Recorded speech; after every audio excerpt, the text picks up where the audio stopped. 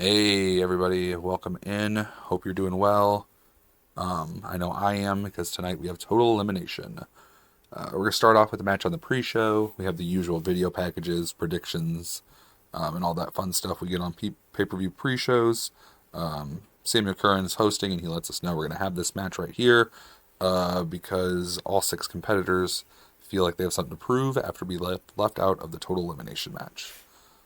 In a pre-show bout that had decent reaction from the crowd but terrible wrestling, Omar Brown defeated Dapper Danny Draper, Chucky Dorrance, Robin DeLay, Solomon Gold, and Acid in 8:22 when Omar Brown submitted Chucky Dorrance with an Anaconda Vice. They all did have something to prove, but mainly I just wanted to get some of these young guys on the roster and just threw Omar Brown and Acid in there. Segment gets a 47. But now on to the fun stuff. Pyro's going to go wild. We're starting the show. Davis Diderik tells us that we're live in front of almost 44,000 fans for total elimination here in Toronto. And we're wasting no time here tonight, folks. Let's kick things off with a matchup for the CWA World Championship. In a bout that had fantastic heat and great wrestling, Christian Price defeated Sean McFly in 14:53 by pinfall with a price check after a distraction from Blockbuster. Christian Price makes defense number 4 of the CWA World title. Early on, it's obvious that Price is in better ring shape than McFly. He's faster, he's stronger, got better stamina, barely broken a sweat almost halfway through the match. McFly's already visibly tiring, so he knows he has to use his experience if he's even going to stand a chance. He starts wrestling more defensively and kind of lets Price come to him, but every time the champ thinks he's got McFly, the vet reverses it. Price finally appears to have the upper hand, though. He hits like a gnarly DDT, goes for the cover, but at 2, McFly kind of rolls him over and reverses it into a cradle. They do they trade the pinfalls and cradles, schoolboys, all that stuff. Until McFly reverses it into a rear naked choke. Price is fading fast, but he does get his foot on the bottom rope just in time, and both men just kind of lay there, exhausted. McFly tries to lift Price up off his feet, but as he's getting him up, Blockbuster casually just kind of strolls down to the ring. McFly notices, but he knows he can't fall for that. He's been around too long to fall for that. So him and Price kind of exchange forearm strikes in the middle of the ring. McFly still has things in control. He goes to run the ropes, and Blockbuster grabs his leg. Again, though, he can't get distracted. And finally, even amidst all this shenanigans, he hits the DeLorean driver on Christian Price. Blockbuster sees it coming, though, and had hopped up on the ropes and is distracting the ref right as McFly gets Price down. McFly gets like a visual 5 count. The crowd's counting along, but the ref isn't paying attention. McFly, he's just irritated at this point. He runs and he lariats Blockbuster off the ropes. He collapses to the outside. But, of course, Christian Price had just enough time to recover. Hits McFly with the price check. He wins, and in the end, it wasn't even McFly's body. He wasn't physically outnumbered. I mean, he was, but that wasn't why he lost. He got outsmarted. Segment got an 83. Got the show off to a strong start. Got the crowd hotter. 74 still from McFly, which is still really good, especially considering our champ, who is much younger, only got 75. Only. I shouldn't say that. Right. Steve DeColt's in his office, and he's about to announce his newest signee when the door opens. Perfect timing. Bobby Thomas walks into frame. He's got the sunglasses on inside, a fake tan, and he's got a baby blue suit on. Pleasure to finally be here, Mr. DeColt. Let's talk business. Not surprised with any of these. DeColt was fantastic. Superb working without a script. Got the angle hotter. We're off to a hot start tonight. All right. Another decent segment with the 75. The Lauren Easter. There's a video package playing of her. She's in a dimly lit room watching old matches between her and Brooke Tyler on a projector on the wall. She recalls some of their big first matchups and all their accomplishments, but as the match clips get more and more recent, they're kind of going through chronologically. She starts talking more about specific reversals or counters or tells that Tyler might have had, oh, I noticed this because she had done this in the past, stuff like that. Um, she says that the two possibly know each other better than they even know themselves. I've always known I had what it takes to be the best in the world, but you, Brooke, you're the first person who ever even made me question it. And I stand here now all these years later, and all these battles later, though, and I don't question anything anymore. I know who I am, I know who I am, I know who you are, and I know that this ends with me proving to everyone else that what I already know. I'm better than you. Um, that doesn't really apply, but she doesn't want to work without a script, so it is what it is. Right. Moving on.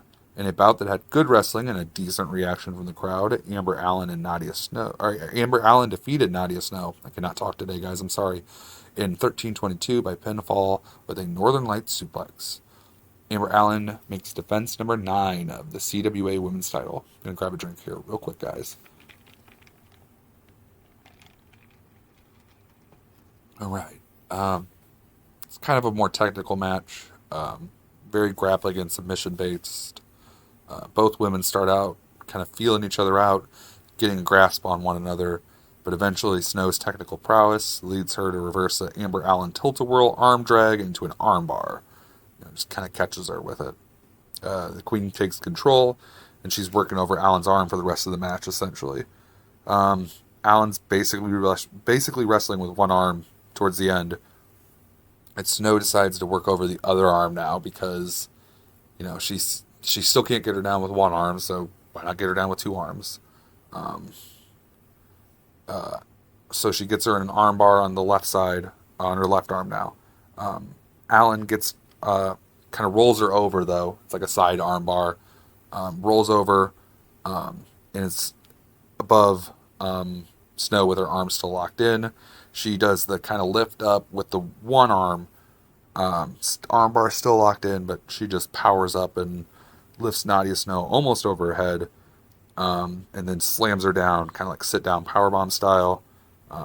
Allen hits her regular comeback spots, and then she gets the Northern Light suplex and makes defense number 9 of the CWA Women's title. There's no sight of Conroy or Young in this match, which is mentioned by the commentary as Amber Allen celebrates. Segment gets a 72. Not doing too bad when that's our worst segment so far. Alright. It wasn't our worst segment for long, but we kind of knew this with who we were putting in here. In a bout that had decent reaction, but subpar wrestling, Gen Z defeated the Brothers Kane in 8:09 when Flip Simpkins pinned Luke Kane with a boomer blast. Gen Z can't even get their usual quick offense right off the bat in this time around because they're at the strength advantage, but they're also fighting the Brothers Kane at their own game. They're trying to beat them in their wheelhouse, basically. The two smaller opponents they're taking chair shots to the back, trash can lid assisted elbows, forearms, with the trash can lid on the side of it. They're just getting their asses kicked. Eli sets up a table on the outside of the ring. After he's, destroyed Simpkins, he's just smashing his face in the announce desk, busts him open, so he goes and sets up the table. And he isn't done, though, so he gets under the ring and he's looking for something, and he's rooting around for a minute. He really wants to find something specific. As this is going on, Luke is, he's basically doing the same thing, whooping up Alex, Winters, but in the ring. He wedges a garbage can upside down into the corner. It's just tall enough that when he, kind of yeets, throws Alex Winters into the bottom turnbuckle, kind of, sitting, leaning up against the bottom one. When he starts to stand up, he's just, the can's at the perfect height that he stands up into the trash can. So he is standing up in the trash can that's wedged into the corner. Luke is charging at him now, and he just looks like he's going to crush him, and surely that's going to end the match. Winters, though, drops out, rolls to the side just in time. Luke smashes into the can at full speed. He kind of stumbles back. He's a big guy. He's not down yet. Winters pops up, super kicks him in the head. He drops to his knees, gets super kicked again, and he's down.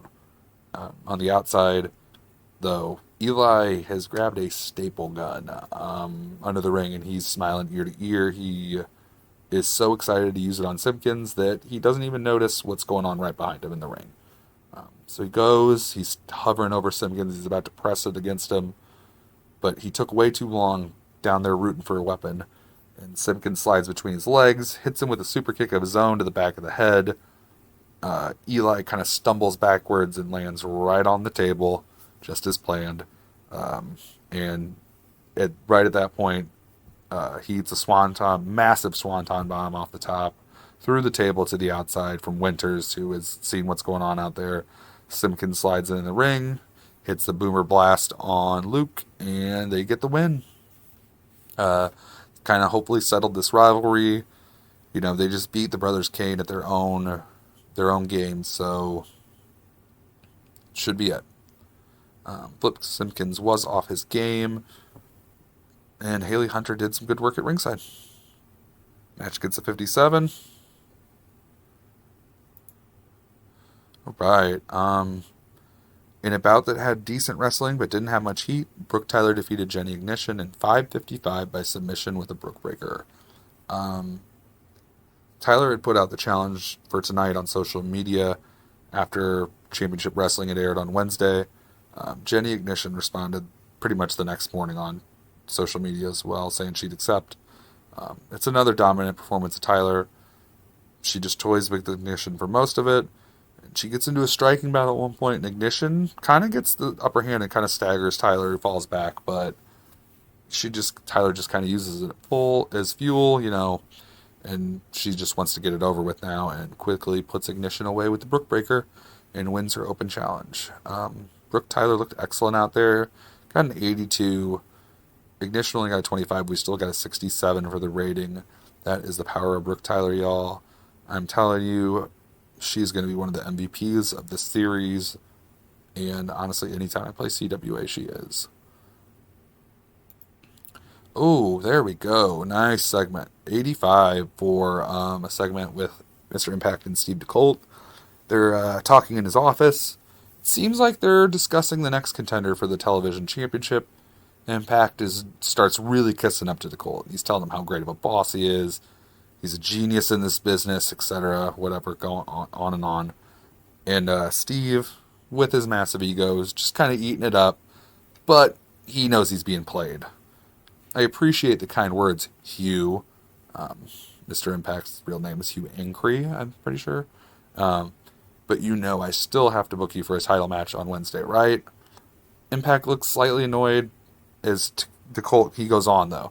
But maybe we can come to a mutually beneficial agreement going forward. Again, kind of like with the commentary and the color commentary and the announcing, I'm going to have to stop throwing out there when Steve DeColt is really good, because he always is. Mr. Impact, though, he also enjoyed the Freedom to Golf script.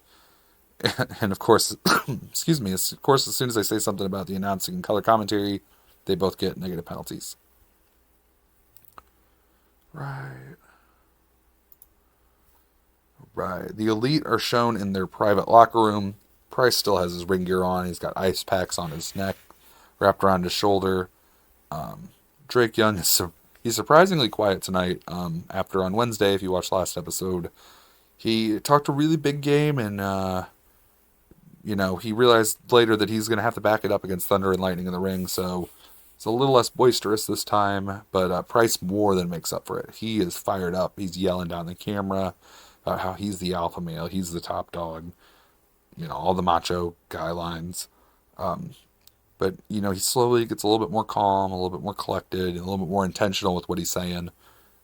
He says, Sean, you were a great worker for a long time, maybe one of the best ever, but those days are long gone. You don't have what it takes to be the guy anymore. Not only is there no chance your body could handle wrestling every week, every house show, every pay-per-view, but you're not as sharp as you once were either. The business is passing you by.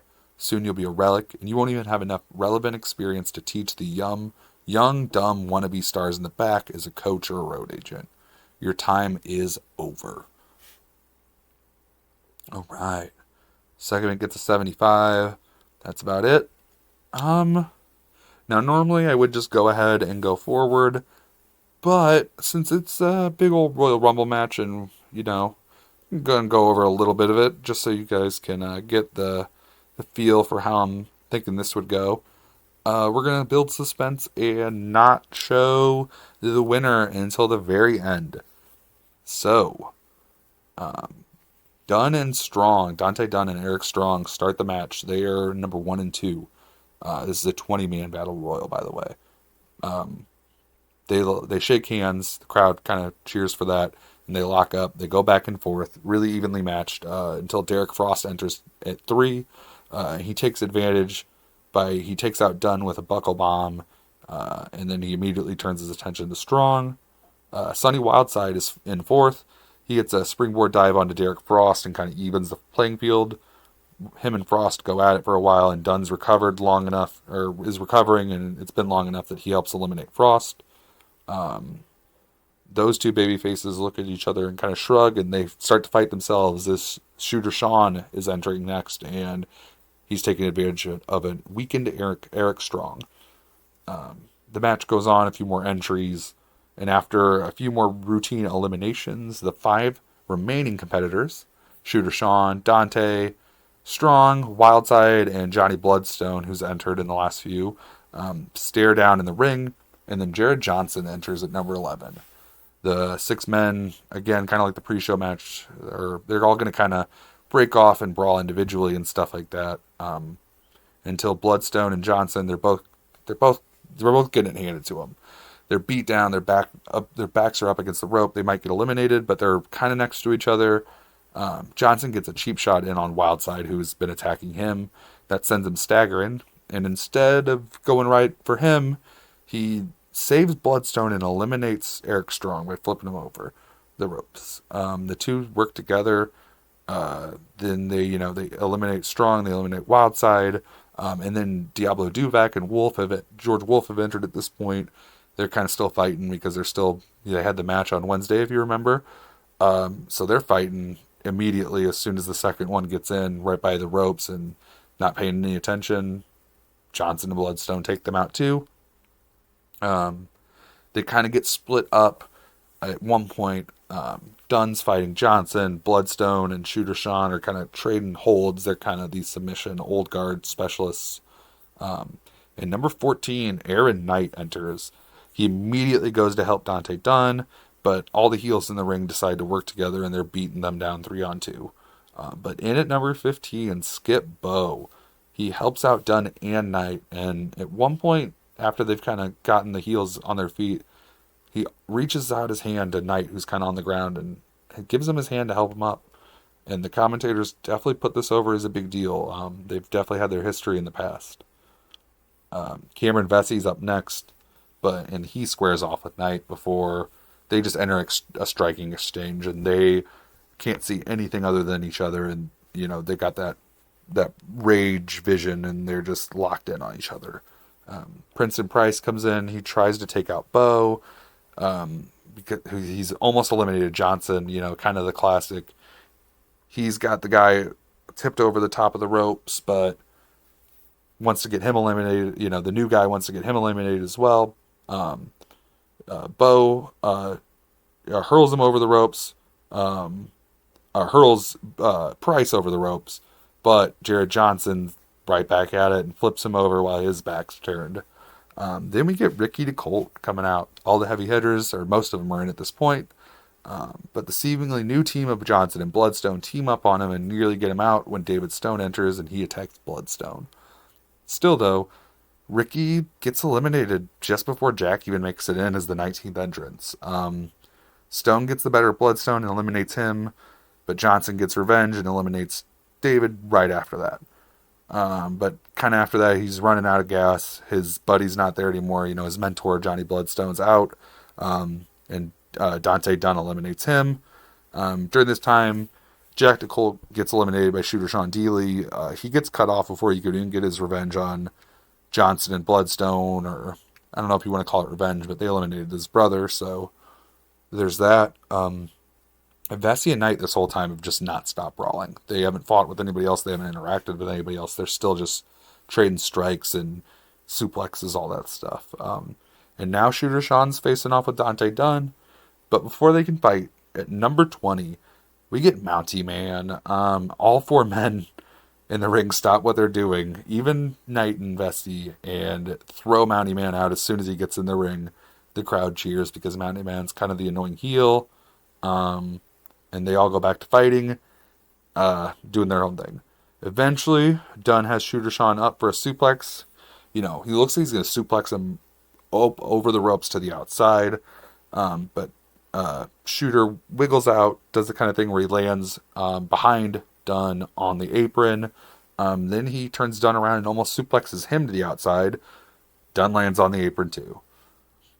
They're taking shots back and forth. They're both kind of wobbling. They're teasing. One of them's going to fall off. And Shooter's had enough, and he just kicks Dunn right in the, right between the legs. It's a blatant cheap shot, and Dunn just collapses and falls to the outside. At this point, the heels are teaming up, and it's Shooter Sean and Vesey 1-on-1, or 2-on-1 with Aaron Knight. They're kicking him down, they're beating him down, but they can't keep him down. Knight keeps getting back up. They can't get him eliminated. He always finds a way. Vesey gets so frustrated, he starts shoving Sean Dealey, and before they go at it, they're going at it back and forth. And Cameron's finally gets the upper hand. He tosses Shooter Sean out of the ring, and it's just down to Shooter Sean, or down to, again, guys, I'm sorry, I can't talk.